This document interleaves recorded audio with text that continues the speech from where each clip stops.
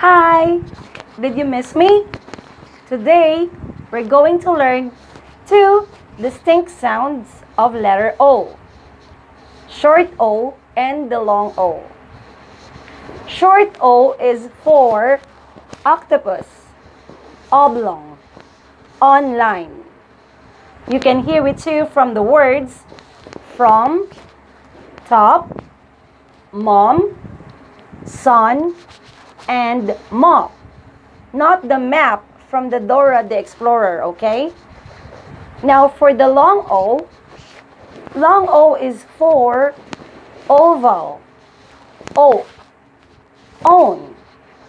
You can hear it too from the words go, no, glow, boat, and float. Alright, I think that's all.